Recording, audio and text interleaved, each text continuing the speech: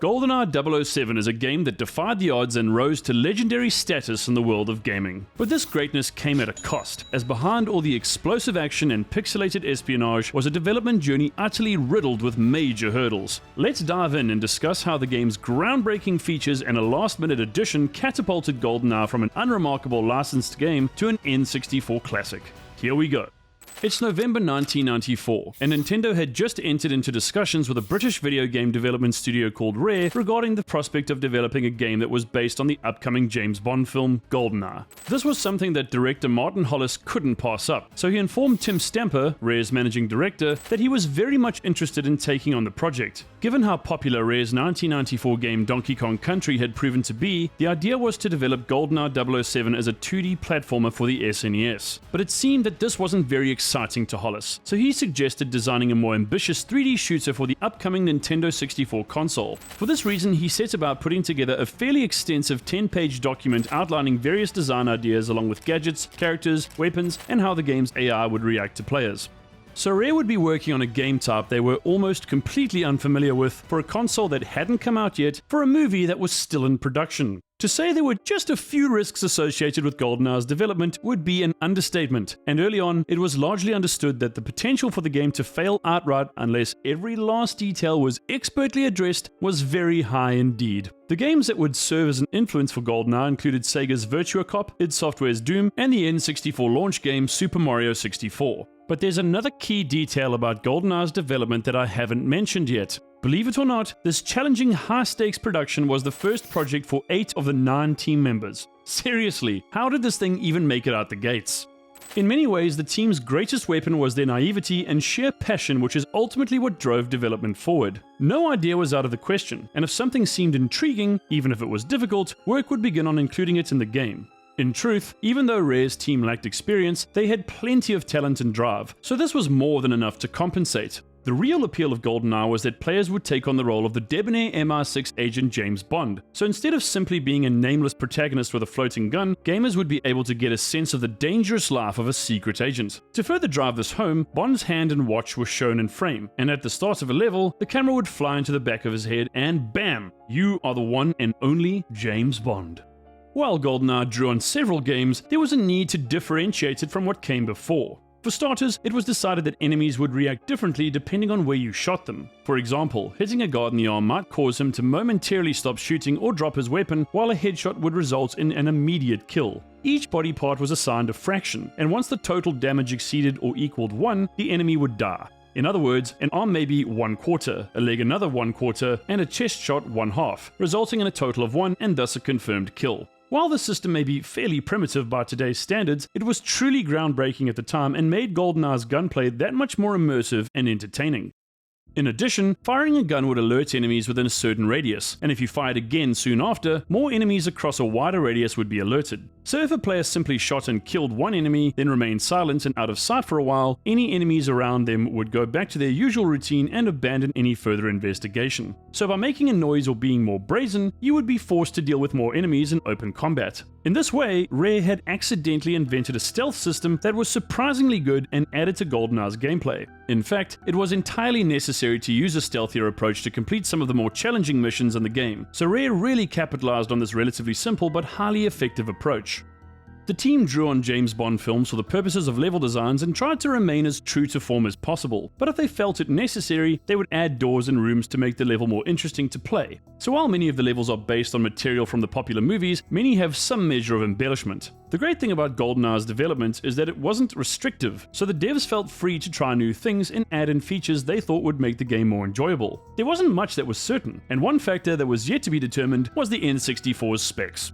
The crazy thing is, the Nintendo 64 wasn't around for the first 18 or so months of the game's development. Rare used super expensive SGR Onyxes and a Frankenstein Sega Saturn controller to test GoldenEye in an attempt to guess what the N64 would be capable of. Much to their relief, the console had 75% of the processing power Rare was initially told it had, so while they had to chuck out half of the textures, it wasn't exactly a catastrophe. And in order to further compensate for this reduction in performance, much of GoldenEye is actually rendered in black and white to save on processing power. It also meant the resolution of textures could be doubled, and if color was required, it would simply get added to the vertex. Problem solved.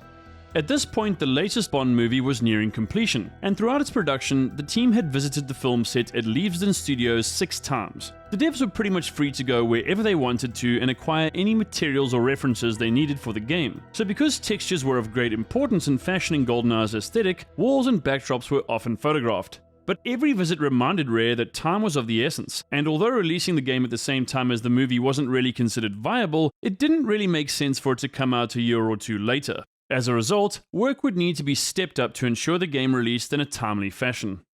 As the heads of Rare, the Stamper brothers did their best to deal with the press and take care of questions so the team could focus on their work. The trouble is that developing a 3D game was still a mostly foreign idea to the team, so they played Mario 64 extensively and drew on many of its features. GoldenEye needed much more than just the ability to shoot and kill enemies. Objectives were added as well as interactions with in-game characters, so this required the inclusion of some pretty complicated AR. While Mario 64 was fun, much of it was fairly rudimentary, so Rare expanded on objectives such as the usual go collect stuff and included ones such as go and blow this thing up. This obviously further complicated development as new assets would be needed to make big explosions happen, but rather than inventing new materials from scratch, Rare got really good at repurposing and recycling elements. For example, in the game's multiplayer mode, the radar is actually an oil drum texture, and in many cases, entire levels were put together using the relatively limited elements the game had.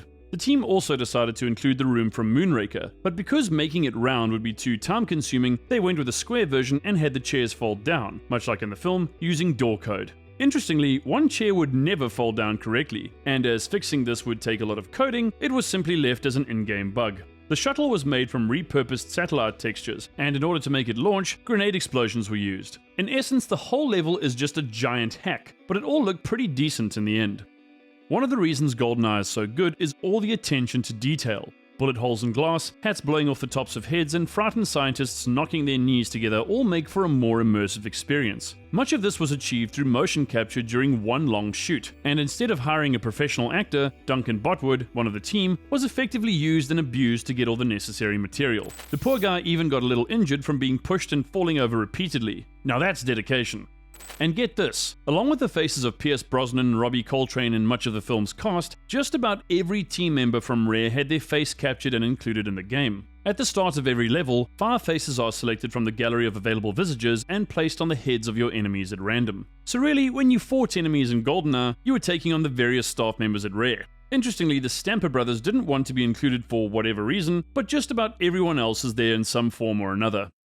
Now, GoldenEye is known for its fun and engaging split-screen multiplayer mode, but as it turns out, it was only added in very late in the game's development cycle by Steve Ellis, who accomplished all of the necessary programming within a month. But there's even more to the story. Neither Rare's nor Nintendo's management had given their permission or even knew anything about the inclusion of a multiplayer mode. They only found out once Hollis and the team showed it to them in its completed form. And really, this may have been the only way to include a multiplayer mode in GoldenEye, since by this stage the game was already late, and had Nintendo and Rare's management gotten involved, they may have rejected the idea outright.